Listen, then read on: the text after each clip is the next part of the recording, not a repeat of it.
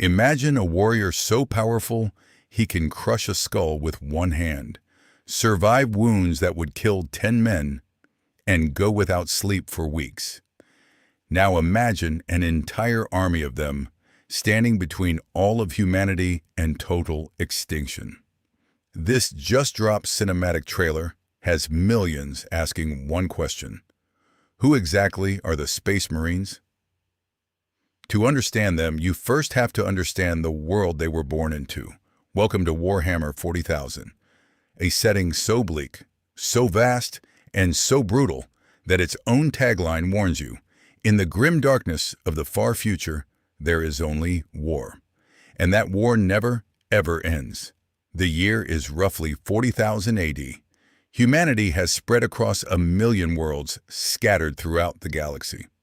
But this is not a hopeful future of chrome cities and friendly aliens. It is a nightmare of superstition, decay, and constant slaughter, where survival is measured in blood. Mankind is ruled by a single, colossal empire called the Imperium of Man. It is the largest power in the galaxy and one of the most terrifying. Fanatically religious, technologically stagnant, and drowning in bureaucracy, it clings to survival through sheer, overwhelming force of will. At the center of it all sits a figure worshipped as a living god. He is known simply as the Emperor of Mankind. 10,000 years ago, he was the most powerful being humanity had ever produced. A warrior, a scientist, a psyker of unimaginable strength who dreamed of uniting all of humanity. His dream was called the Great Crusade, a campaign to reconquer the galaxy and reunite the scattered human colonies under one banner of reason and enlightenment. But to fight a war on that scale, he needed soldiers unlike anything the galaxy had ever seen. So he created them, the Space Marines, officially known as the Adeptus Astartes. They were engineered to be the perfect warriors, taller than any human, stronger, faster, and utterly fearless.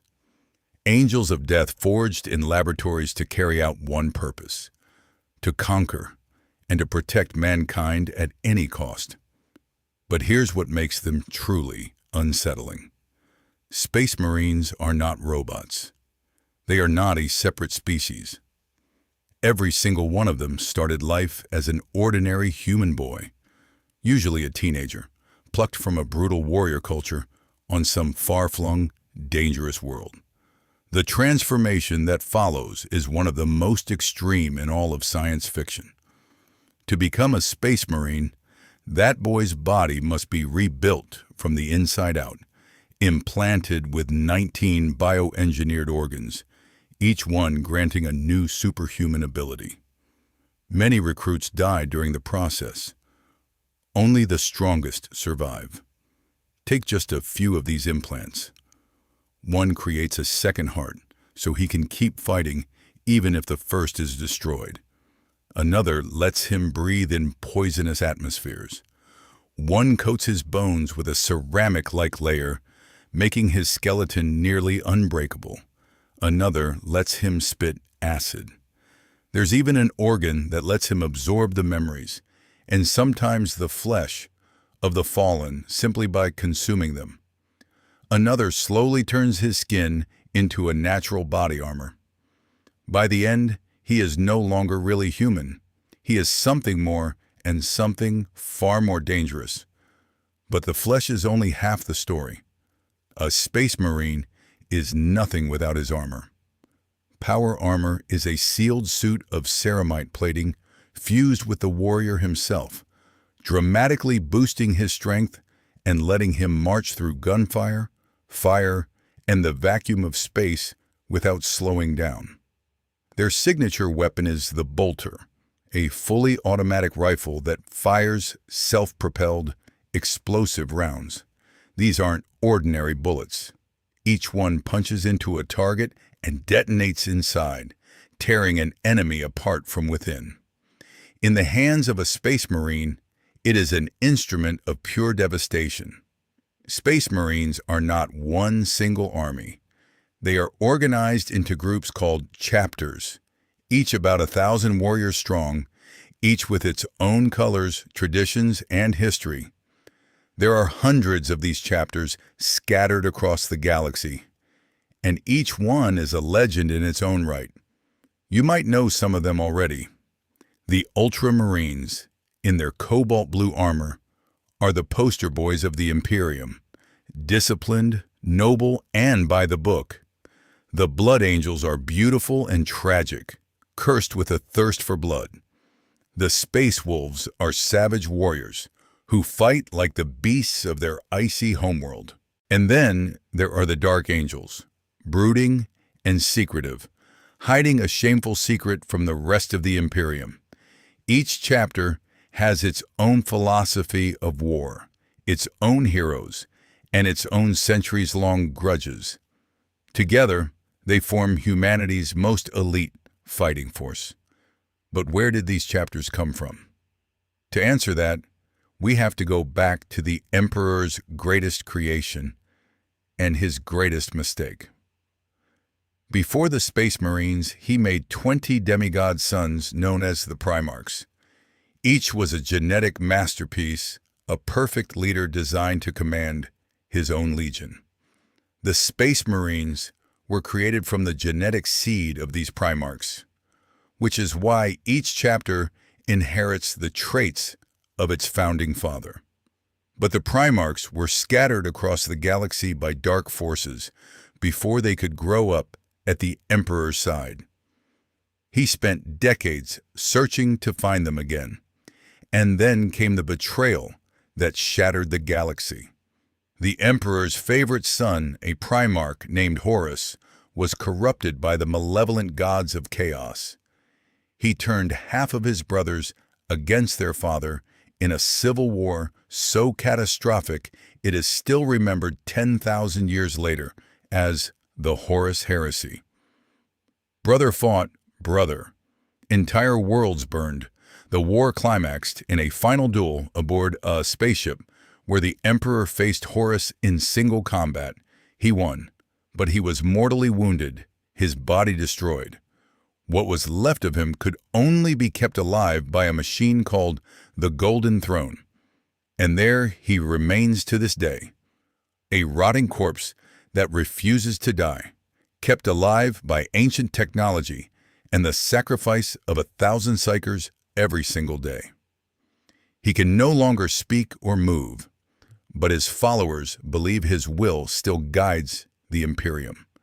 He has become a god in death. After the heresy, the traitor legions fled into a hellish region of space called the Eye of Terror, where they became the Chaos Space Marines, dark mirrors of everything the Astartes were meant to be.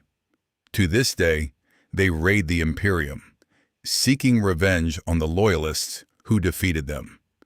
To prevent another heresy, the surviving loyal legions were broken apart into the smaller chapters we know today, so that no single warrior could ever again command enough power to threaten the Imperium.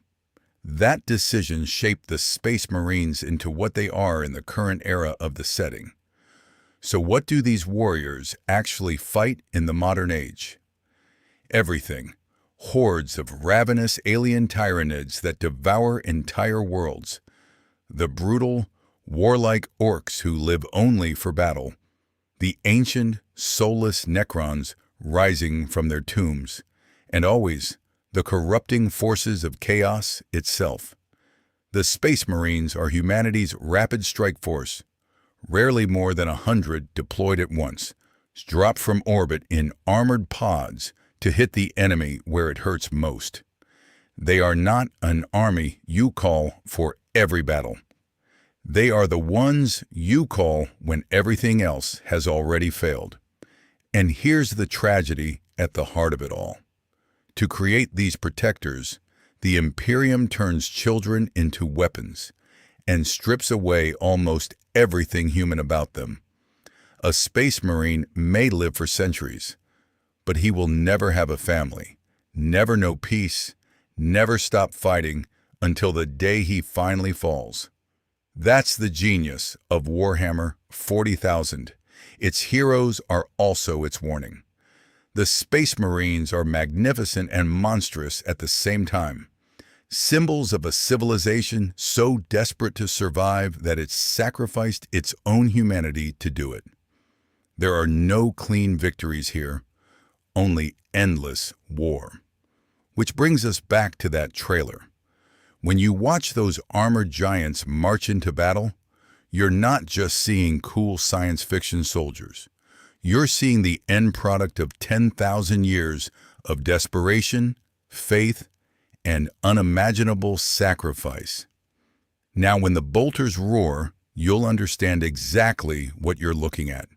This is only the surface of one of the deepest fictional universes ever created. There are the Space Wolves sagas, the mystery of the Dark Angels, the fall of the Primarchs, and 1,000 other stories waiting for you.